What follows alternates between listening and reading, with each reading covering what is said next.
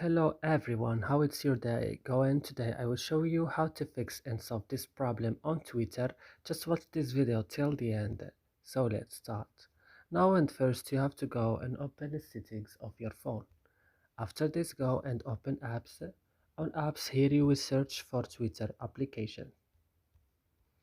Where is Twitter? Yeah, when you found it, just open it like this and then go to storage.